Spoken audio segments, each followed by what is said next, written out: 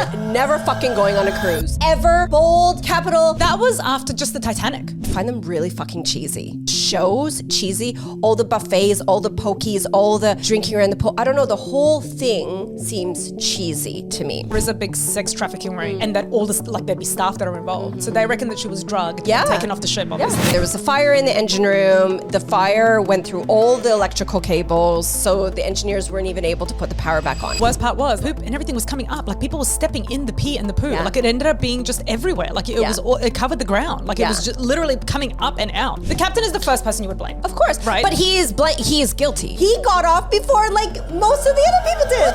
What? Linda Lynn? Billy? Your Apple socks, they're like... Appley?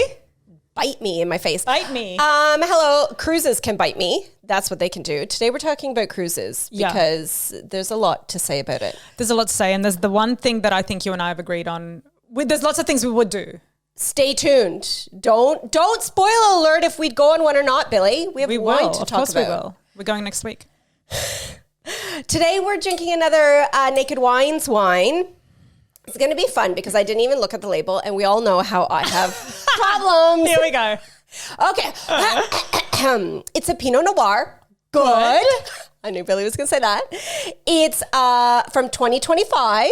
Okay, I can accept that. Yeah. A Pemberton region wine. I don't know where that is, but in Pemberton. Sure. Let's just say Victoria. I have no idea. No idea. Apologies, Pemberton. So the label is Babo e Mimo. This is one of the pretty labels. It's a very pretty label. Yes. It's a very pretty label. See? Cute. And do you know what is even more lovely than the label? On the back, it says, yesterday my little boy, today my friend, forever my son. Oh, like that is so fucking cute. I can't with... Seriously, that is so sweet. Yeah. Does it say anything about the wine other than... Well, I'm just trying to see, but I didn't bring my... Oh, it is Western Australia. What a good guess. Did I say that before? I think I said Victoria. I think you said, yeah. Yeah. Yes. I meant Western Australia. Anyways, okay. So Pinot Noir. Billy loves a good Pinot Noir. I do. Yeah, so does Cammie.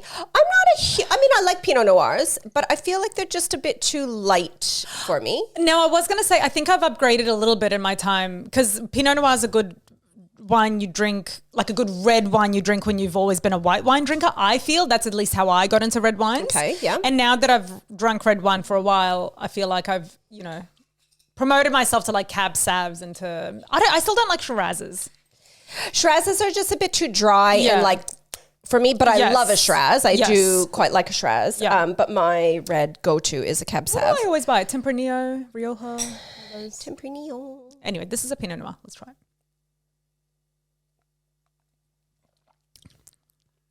Ooh. That's nice. That's tangy. Yeah. No, that's nice. It's quite tangy. Yeah, I'd like it. It has like a really nice aftertaste. I don't like that aftertaste. Oh, really? I don't. There's something, and I don't know, I can't put my finger on what it is, but when I taste it, I don't like it. But I like the tanginess of it. It reminds me of something. It's not, I can't describe it. It's not fruity. It's not, but there's some sort of like depth to it that you don't hits me that I don't like. Which I like it, the aftertaste better than the initial touch of the tongue. See, I like the tanginess better. Anywho. Okay, Billy. I wonder what wine we're going to have on our cruise. None, because I am never fucking going on a cruise. Ever. Bold, capital, italic, whatever font you want, I will never go on a cruise. No, is that fucking 1,000%. Yeah. I have no interest. No. And that was after just the Titanic. Hand on heart. Yeah. Titanic came out in 97 or something. I was a teenager. Oh, like the actual movie, not the movie. Yeah. Because you weren't alive. No, I was not alive. That is very true. I could have been. Who knows if I was one of the people on there? Oh my God! Back to obviously the alien. I wasn't alive, but maybe my spirit was. Anyway, the point is, always been terrified because of the Titanic. Because to be fair, it happened, and it can happen so easily. And you're trusting this one person or a bunch of people to steer this fucking ship in the middle of God knows where. I just don't like the idea of being out in the middle of like the ocean or sea or whatever, not be able to see shore. Yeah. But then as we will discuss, you can still see shore and still freaking die.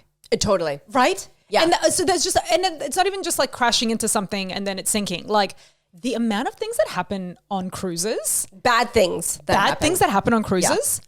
Plus, I don't like the idea, aside from like the likely, I don't want to say the likely death you're going to experience on cruises, but like besides all of that, I don't like the idea of being stuck on a ship. Same. On a giant like boat. I don't care that there's pools. I don't care that there's restaurants. I don't care that there's kids clubs. I don't care. Yeah. I don't want to be on a body of fucking water surrounded by thousands of people I don't know and I'm not likely to like. Yeah. Not interested. Not interested at all either. And people, like Cameron's got a friend that raves about cruises and every time he goes on a cruise, he's like, oh my God, it's the best thing, blah, blah. And I get it that I'm so judgmental about them when I haven't gone on one. So some people will be like, oh, but you haven't even been on one. Once you go on one, you'll love it. No, I won't. Yeah, like what's your beef? My beef, I've got three major things. Okay, let's do it. Number one, and again, I know I haven't been on one, but I find them really fucking cheesy. I find the whole thing cheesy. All the fake glitz and glamour. Like the Titanic would have been elaborate and beautiful. Yes, that's true. That was before they became tacky. Exactly. Right. So I find the whole like trying to be elegant bullshit like cheesy. I don't like the idea of like the shows cheesy. All the buffets, all the pokies, all the drinking around the pool. I don't know. The whole thing seems cheesy to me. Yeah. Okay. Yeah. So that's number one. Number two, I'm claustrophobic. I don't care how big the cruise is. Totally. Yes. To know in my mind, and it's the same thing with airplanes lately, even though a cruise ship is so much bigger, I get that. But like just knowing in my head that if I want to get off, I cannot get off. Yes. Right? Yes. I don't care if it's 8 stories high and fucking elevators and whatever. It doesn't matter. In my mind, I'm like, I can't get off. Okay? Totally. The third thing is, I don't know if you know, but like the ocean is a fucking beast. She can swallow that cruise ship up and spit it fucking out if she chooses. The open sea to me is terrifying. Yeah. I just don't want anything to do with it. And because there are so many documentaries and stories about how shit goes wrong, yes. I'm like, nah, never. So I literally said to Cameron the other day, because he was like, I don't know, brought up cruises again. Somebody must have said something to him. Does he do it too? Because Henry wants to go on a cruise too. Well, Cameron has always been the same as me. Nah, cruises don't interest me. But either someone he knows more than the other guy, like, has been talking about, I don't know why, but it came up. And I said, babe, don't ever surprise me with a cruise. I will not go. Yes. Henry was really keen to do a river cruise in Europe, which I kind of get. That's a bit different. But I still feel uncomfortable. It's the same reasons. Like I don't want to be stuck on a boat with a bunch of people. I guess when I'm like mega rich and old and like towards the end of my life, kids have grown up, we just want to go and do something and you want to be on a boat. Because people do that, like in their retirement especially, they'll go and be on boats for like months. Yeah. And just travel around. That I kind of get. But it just doesn't interest me. I don't want to be stuck on it. Like even like we just recently went, did a bit of a cruise ourselves. Not really. We hired a houseboat. Us. Oh, us. I'm like, did you? How come you didn't tell me? I did tell you were there. We hired a houseboat and we had to cook for ourselves. Ew. But even that, like to me, the weather was bad and I know the cruise ships are huge and they've got like stabilization and all that crap. Like I get it. Doesn't matter. But like the idea that you're going to be in a fucking boat stuck and I can't get to shore, even if I wanted, like I had moments where I would just be like, I just want to be stable on the ground. Like I don't want to be out in the middle of the, like I don't want to be swinging. I don't want to see the waves coming, how like so many bad things can happen. Let's start talking about the bad things because this actually just popped into my head. Do you remember the story not long ago where the little girl was sitting on the ledge to get her photo and she fell off into the ocean? I do. And the dad jumped in after her as he would, like that's your natural instinct, but they are so fucking lucky to be alive. The chances of you surviving something like that, zilch. Even just the drop, even just falling into the water as a fucking 5-6-year-old, the chances of you surviving that are so slim. Both of them surviving it in the way they did, incredible. Actually insane. Incredible. Insane. So we want to talk about what happens to people on ships first? Okay. Yeah. The one that really got me and that kind of still sticks with me very much is the Amy Bradley case. Yeah. So she was like a lady. So this happened in like 1998 or something, 97, 98. Right around the time Titanic came out again. Oh, yeah. Yeah. Okay, yeah. So she was like a 20-year-old woman went missing. Mm-hmm. And a lot of times when people go missing on ships, they're like presumed to have gone into the fucking water. Mm-hmm. But there was this whole big story and there was a documentary about it on Netflix. So there's so many documentaries about fucking cruises and how badly they've gone. But there was essentially they were like, oh, she must have fallen in because she got intoxicated or whatever. But then stories started coming out of her basically, long story short, like being trafficked into like. Sex slave. Into a sex slave. Yeah. And so the biggest problem that I found with this whole documentary and the biggest reason I'm terrified actually to go on cruises is that if something happens to you, the jurisdiction, you're in no man's land. Yeah. You're in international waters. Yeah. So depends on it, but chances are. But chances are, if you're out in the middle of the fucking ocean, it's international waters. So somebody like I was reading, it was so Amy's, I guess where she comes from, like that law can be involved, but they don't necessarily have jurisdiction to come and be like, hey, give us this information. Then you could be, and then the ship, wherever the ship is from, that has its own like law. Yeah. There's there's like 4 different places that basically have jurisdiction over something when something happens, but then nobody can get it. And no one's doing anything and everyone's like blaming the other person and shoving it onto their desk and like, yeah. It's just like, that scares me. If something happens, who the fuck is going to do anything about it? Yeah. And like, if you did fall in the water, you're gone. Yeah. What's going to happen to you? You're gone. Become fish bait. Isn't that scary? But then, and if you don't become fish bait, like there's been all these reported sightings of this chicken, like, where is it? Like Caruco or Caruso? In all kinds of different places that apparently she's been seen. There's this one particular like city that's close to, I can't remember, I've got it on my phone somewhere. But she kept getting seen, and then there was like there was a police officer that was handling the case that was like, yes, we saw her. She had the tattoo. She's basically being trafficked. Like they basically said she's being trafficked. But wasn't that odd though in that documentary that the family didn't actually go to that place? Which pissed me off, but I looked into it and they were like, they tried. They keep trying, but they keep getting stopped by the police because everybody's involved. But wait, stopped by the police as in like they're not even allowed to go? If they went, which I'm sure they did, I can't remember if they did or didn't from the reading because I wanted a follow-up. Yeah.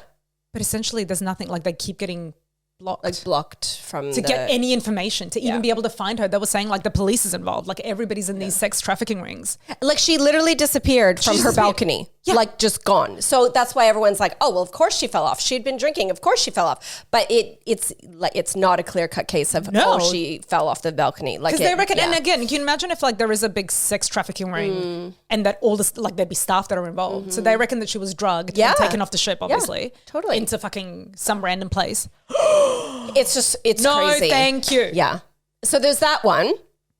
There is the ever famous, I just watched it last night, the poop one.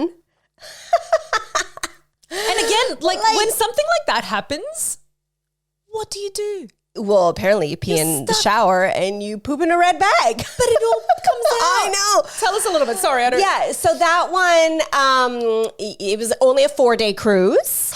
So it was on their last day heading back. And there was a fire in the engine room. The fire went through all the electrical cables. So the engineers weren't even able to put the power back on. And like things that you don't even think of, like obviously the toilets are like energied. Duh, energied, right? yes. You're in the ocean. There is electricity. So nothing worked, right? So the toilets weren't working. So there was like 4,200 people on this cruise liner.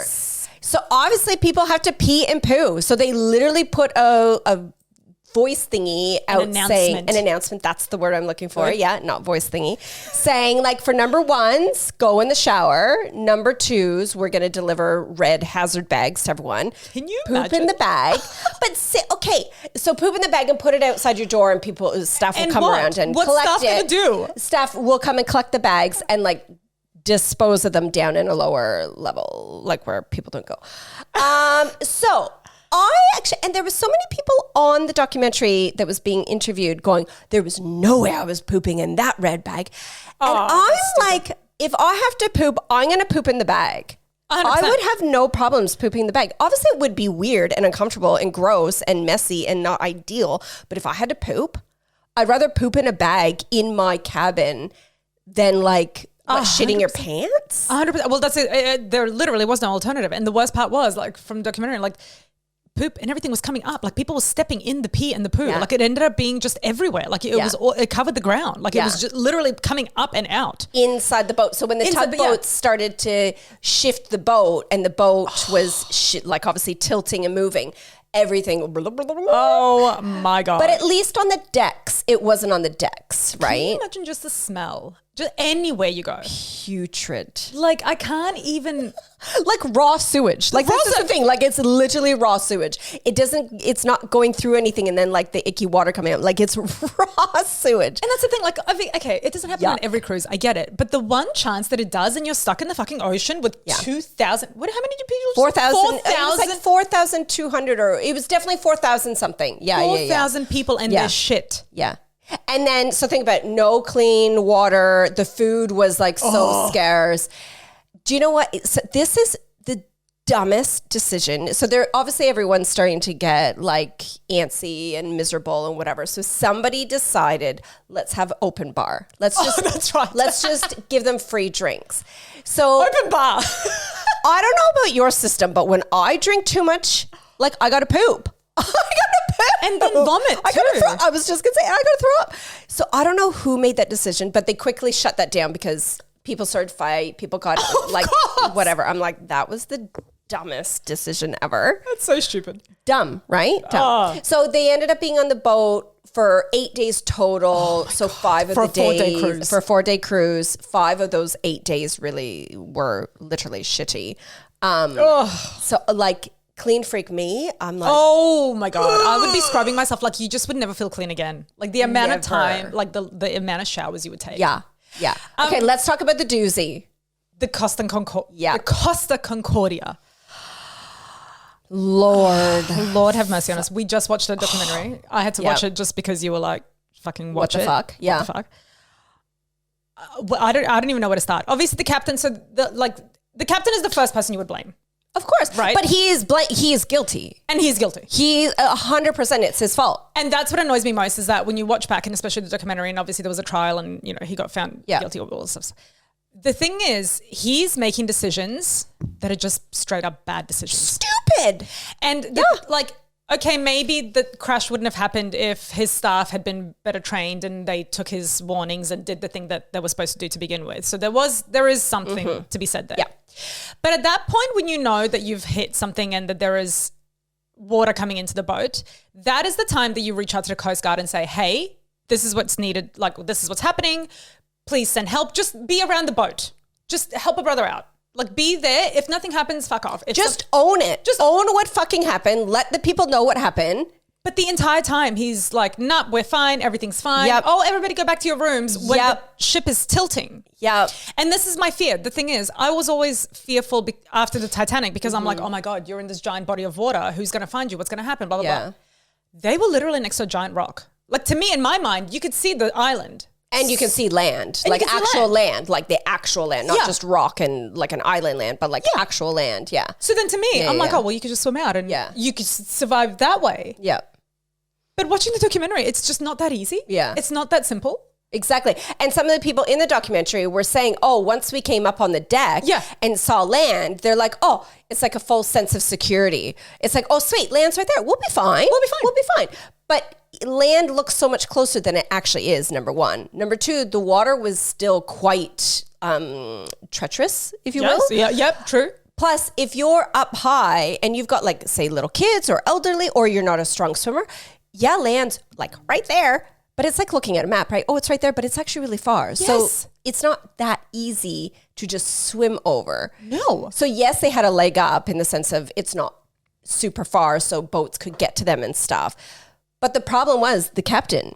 He made, like what you said, like when you fucking hit the rock, say, oh shit, help, mayday, whatever the fuck they do. Abort. No, don't abort. Because he left ship. This is the other thing. He got off before like most of the other people did. What the fuck? What? I know. This is why he's in jail for. This is why he's in jail long. because you don't. And he was even talking to the Coast Guard. That was in the documentary at the end. The Coast Guard is like, get back on the ship. Get back on the. Like, you are not. You should be the last person off that fucking ship. Absolutely. So if you've made all these bad decisions, and now there's I don't know how many thousands of people. Like how many? It was about 4,000 on that one as well. If all those people are still on there and you've jumped ship, are you fucking kidding me?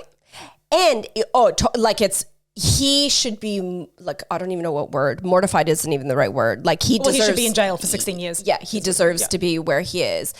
But like also the training of the crew. Yeah. So even though the poop situation isn't obviously life-threatening. It is when there's sewage open. But different level. Yeah. Everybody was like praising the crew, how like they were helpful, they're informative, they knew what to do. There was like a plan put in place. But with the one where people are like, 32 people died. Including a 5-year-old child. It was fucking hectic. I know, sad. Like it was chaos. The crew didn't know what to do. There was misinformation. Nobody was taking charge. Yeah. And then there was even times when the people, and this is the thing as well. So people on the ship were like, it's going down. Yeah. Like, we're tilting. Like we're sinking. Totally. And the crew's like, everybody fine, calm down, go back to your cabins, right? And so the people are eventually like, and the people are calling the police and being like, hi, we're on the Costa Concordia. Something's happening. I have children here, like help us. Yeah. And they're all like, no, we're looking after it. It's fine. Because the captain keeps saying, no, we're fine. Everything's fine.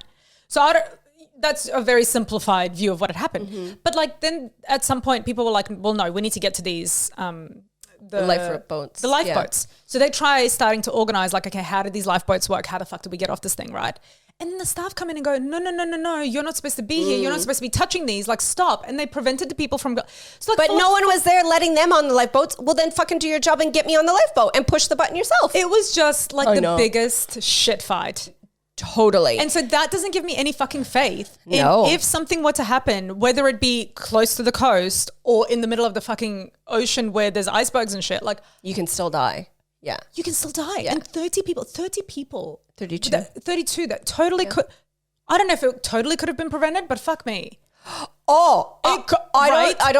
think it could have been prevented in the sense of those 32 people shouldn't have died. I think if the captain had straight away was like, oh shit, water's coming in. And once his engineers check and go, oh yeah, no, water's coming in. There's nothing we can do.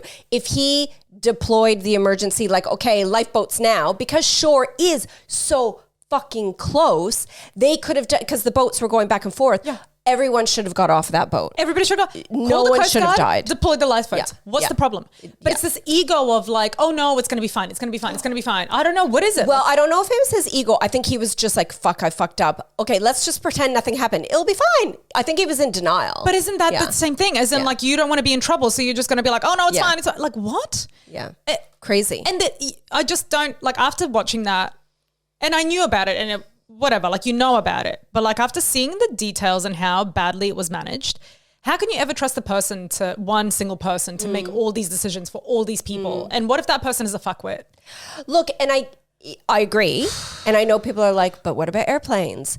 It's kind of the same thing. And as I get older, I'm kind of starting to think, ooh. But I mean, look, I know the stats are probably against our like... I think airplanes are different though because they are smaller, to be fair. In the sense that, like, if something happens or if something goes down, you crash it just seems like, you know, when there's like 4,000 people and there's so much staff, even just communicating amongst all those people is difficult. Like when you have a crew on a plane, like they are so well trained when it comes to shit. Yeah. As opposed to this, that's like the chefs are staff, the fucking, I don't know, the dancers are staff. Like there's so much different people to communicate information to. It's just a hard no. It's I will never, and there's no way I would let my kids on there. Give me a 5-star resort with the kids club, because everyone's like, oh, but this kids club, the kids go there all day. I don't care. I actually like my kids. My kids are fine to be around me. They're actually okay to be around me. Like, it'd be nice. I went to vacation with my kids to hang out with them. Like yes, to have some own alone time and like adult time. Yeah, bonus. But like the kids club is not going to sell me a cruise. 100%. There is nothing that will sell me a cruise. In all honesty, like even like a beautiful river cruise. Yeah. I now realize like I can see land, but I can still go down. You know what I'm saying? Yeah. Like I'm not okay. Yeah. I don't want to do it. I'm not doing it. Okay, so if Cameron and Henry really Go together. Go together. Go together. Bring your fishing rods. Yeah. We'll just go to someplace beautiful with the children. It's fine. We don't care. Drop us off. Great. I love this. I love this for us. Let's go. Okay. Decided. We're going to go book our trip now on land. Safe. And let us know, like, are you a cruise person?